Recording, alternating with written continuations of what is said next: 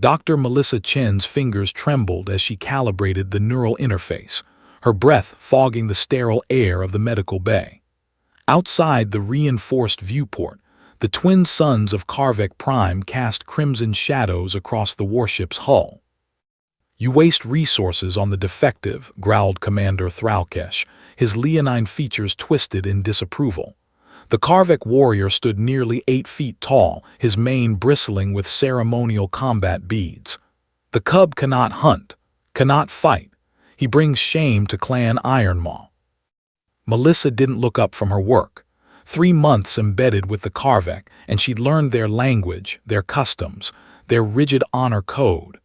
She'd also learned that some traditions deserve to be challenged. "Daniel isn't defective," she said quietly.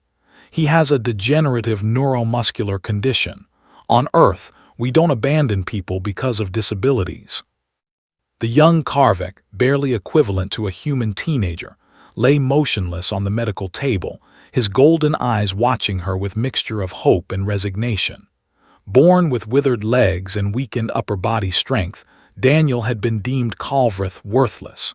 In Karvik society, where martial prowess determined one's place, he had no future.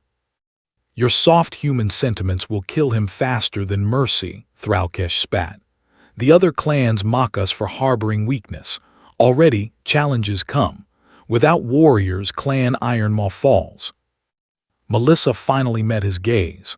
"Then give me 2 weeks.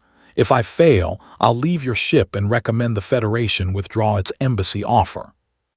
The commander's pupils narrowed to slits. The Federation embassy meant trade routes, technology exchanges, and political leverage among the Karvik clans. He snarled, then stalked from the medical bay. Daniel's translator implant crackled. "Why, help me." His voice was weak, unused to hope. Melissa smiled, brushing her dark hair from her eyes. "Because where I come from, we believe everyone deserves a chance to choose their own path." The exoskeleton took shape over 13 sleepless days. Melissa had designed prosthetics before, but nothing like this. The Karvik were stronger than humans by an order of magnitude, their reflexes faster, their sensory processing more acute. The armor couldn't just support Daniel's body, it needed to amplify it, to let him move with the fluid grace his people valued. She scavenged materials from the ship's damaged fighter craft. Lightweight titanium carbide alloys, myoelectric actuators, quantum-entangled neural processors that could interpret Daniel's intentions milliseconds before his muscles fired. The Federation's most advanced military technology, repurposed for a single boy whom his own people had discarded. On the 10th day, Daniel's mother, Matriarch Sarakin, came to the medical bay. She was smaller than the males but no less imposing, her scarred arms testament to countless battles. "You give him false hope," she said, but her voice cracked. "I have watched my cub suffer his entire life. I have held him through fevers, through the pain of a body that betrays him. Do not make his last days cruel with impossible dreams." Melissa met her eyes. What if they're not impossible? The armor's first test came on day 14.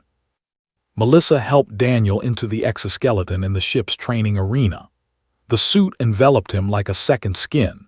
Matte black panels traced with glowing neural pathways, servo-assisted joints at every articulation point, and a haptic feedback system that translated his slightest intention into movement. "Try standing," Melissa whispered. Daniel's breathing quickened. His legs, useless for 16 years, trembled as the armor's support systems engaged. Servos whined, stabilizers activated, and then he stood. A ripple of shocked silence spread through the dozen Karvik who had gathered to witness. Daniel took one step, then another. His movements were uncertain, unpracticed, but they were his. "Now," Melissa said, her heart pounding, "let's see what you can really do." She'd programmed the armor with Karvik combat algorithms, analyzed thousands of hours of their training footage. The suit wouldn't just let Daniel walk, it would let him fight. A training dummy activated. Daniel's enhanced reflexes kicked in. The armor moved like liquid mercury, translating his warrior's instincts into devastating precision.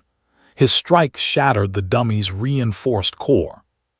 Commander Thralkesh stepped forward, unsheathing his ceremonial blade. "Face me, cub." The arena fell deathly quiet. Melissa started to protest, but Daniel raised a servo-assisted hand.